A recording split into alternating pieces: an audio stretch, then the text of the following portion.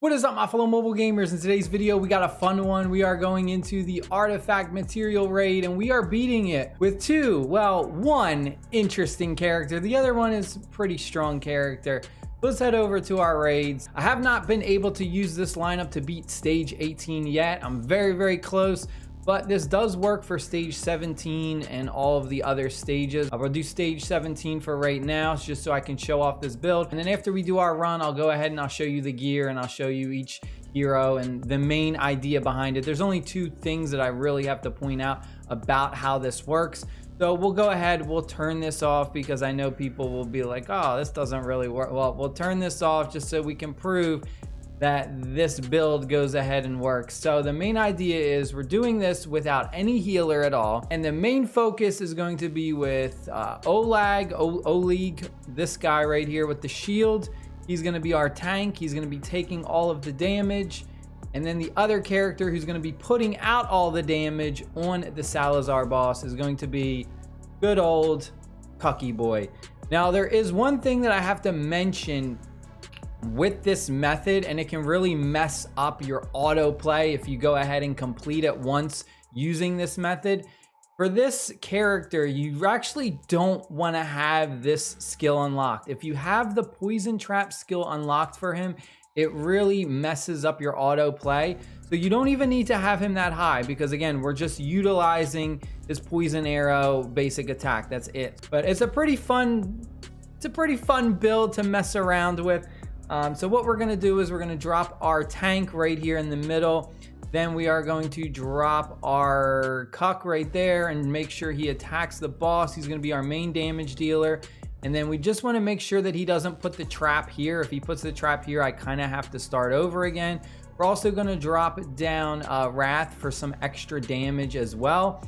And we'll see what happens. All right, he put the trap over here, so this is good. We can go ahead and do this. We're gonna have him constantly putting out damage from that upper platform, and then we're just gonna have tanks and fighters that are going to block the enemies and stop them from getting to the boss, but he's just going to be constantly putting that poison damage on. We're also going to occasionally throw in a random fighter to do some additional damage like we just did right now at the beginning. We have Wrath just putting out some extra damage, but we are going to go ahead and remove Wrath and dismiss him right before Salazar goes ahead and does his ultimate ability. Otherwise, Wrath will get destroyed and we'll miss out on all those additional refund cost points that we can get. So now we got enough. We're gonna go ahead and we're gonna drop Zillatu. Now you need Zillatu and you also need Valk for this build. A very specific kind of characters that you need. I know not everyone's gonna have it, but it's just a fun build that I wanted to show off. And we're gonna angle them down so that way they can reach the enemies that go here. And the main idea behind this is we're gonna drop Valk on the other right side the same way, angled down. So this is the basic setup for right now. Now the enemies are gonna start spawning in the bottom left. So this is where we gotta kind of be careful and you gotta time this properly. The other thing is we will not be using Oleg's ultimate ability. If we use his ultimate ability, it defeats the purpose, because the whole thing we want to do is constantly have his shield regenerating over and over again. That's why this method works. We don't need a healer necessarily because he just constantly has a big shield, and then by the time the enemy destroys his shield, it refreshes. So you have this constant refreshing of the shield. So we're gonna wait a little bit before these guys start to move. All right, they are starting to move. Now we are going to dismiss our Wrath because the Salazar boss is gonna do his ultimate ability. And then we are gonna drop our Isolid right here, and she is going to block and tank a lot. And she's another big part of this build because of her ultimate ability, which is gonna let us block additional enemies as well. So we're gonna go ahead, we're going to dismiss. We are going to drop her right now, bam. And there we go. Now we need to go ahead. We can use this if we want to or not. We can hold it. Now we're gonna drop our Abomination right here, and he's gonna do basically the same thing. Instead of having a tank there though, we're gonna have him face this way. That way you can go ahead and block these two. And then what we're going to do is, we can actually pop it now because she's starting to get a lot of enemies piling up. We're then gonna use our Valk, and we're gonna do Valk on the top right to just do some assistance with Abomination. So I'm gonna go ahead, I'm gonna use her ultimate. That way she just starts destroying these enemies. I don't want them to pile up too much. But right now we're just saving our points until we get up to 20 so we can drop Valk. And then we're gonna hold off on using Isolade's ultimate ability because we don't quite need it just yet. We're just waiting, and we get to 20 now. And again, we're gonna angle this down so that she can go ahead and attack these enemies that Abomination is blocking. So it's a really fun layout and build to kind of mess around with. Now you'll see that we're gonna have these oozes start spawning and they're gonna go ahead and they're gonna stop those. You'll see Abomination took quite a bit of damage right there. Actually just realizing now that I forgot one of the other tanks. So we might actually fail this. I'll just play this out and see if we do go ahead and complete this. But the other tank that you need is, what is it? Which one is it? You need Meryl. Meryl is the other tank that you need. And what we do is we would drop Meryl right behind Abomination, and she does healing to allies that are near her. So she would go ahead and heal Abomination because you see he just did take a pretty big, decent amount of damage. So far, so good. Everything is looking pretty decent. We're holding on to her ultimate ability until we get like a lot of enemies just piling up. And the other thing we could do is we also could drop our Salazar right now to just do some additional damage. You just want to make sure that you remove them before the ultimate goes ahead and hits. But for right now, I'm going to go ahead and I am going to just wait a little bit. And everything is still looking pretty decent. Now we're gonna have a lot of enemies start piling up. This is when we gotta be careful because there goes Abomination just taking a ton of damage. We're gonna do Zoltu's ultimate ability. We're also gonna do Valk's, not yet. We're okay with holding off on Valk's. But you'll see we have a huge pile up right now. So we're gonna go ahead, we're gonna use her ultimate so that we can go ahead and block more enemies right there.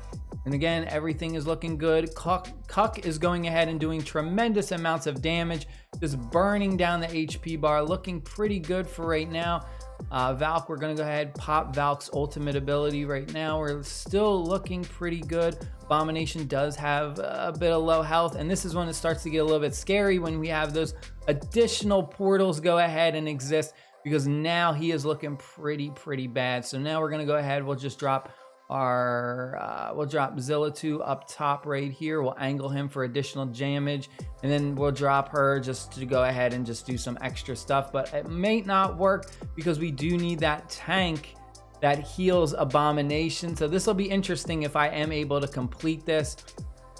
Otherwise it's still looking okay. We're really close. We're really close. If we can get Zilla2's attack, if we can get Zilla2's ultimate off, we might be okay.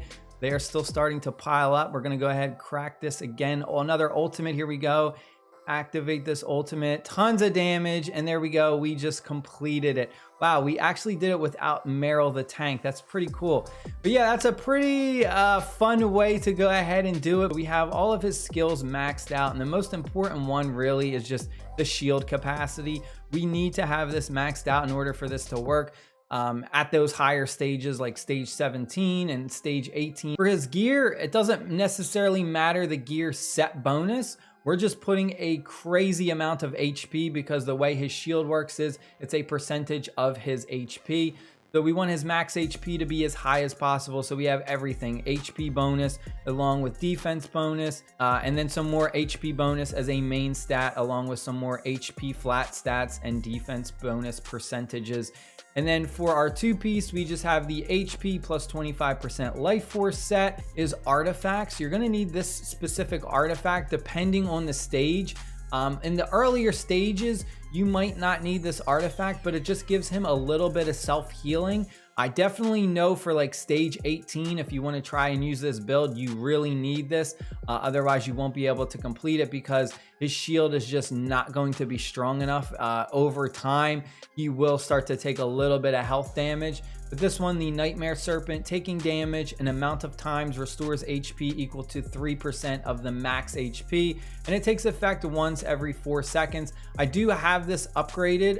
The base one is taking damage 5 times restores HP. So if you can just go ahead and get this up as high as possible, it basically means it pretty much just reduces the amount of times he has to take damage before he self heals. So if you can go ahead and get this leveled up to the point where damage 1 time he gets that heal, along with having max HP, I mean, this is fairly easy to do with this build.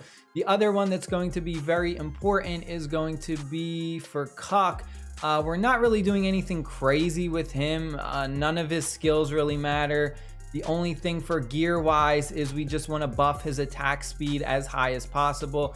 For his artifact, you're going to want to put Nether Messenger when dealing multiple instances of damage to the same target, which he's going to be doing. It's going to increase his damage by a percentage. For the other heroes, we just have like Valk, and that's just basic builds of just building out her attack and stuff like that. Same thing with Abomination, just building out his attack and making him tanky as well. For the other hero though that you definitely want to use is the Meryl, and that is strictly because of her passive.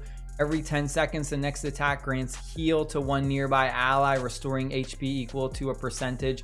So she's going to go ahead and heal that Abomination when he's taking damage. You would just put her behind it. I didn't use her for that run, but in those harder stages, most likely will need her depending on what gear you have and stuff like that.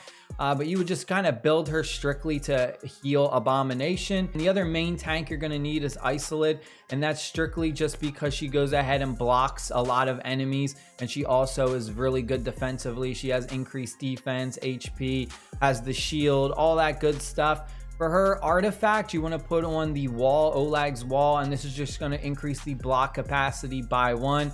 And again, that's strictly because we have her as a tank on one side, so she's not putting out as much damage as the Abomination we have on the right side. Hope you guys and girls enjoyed the video. Stay happy, stay safe, and I'll see y'all later. Peace.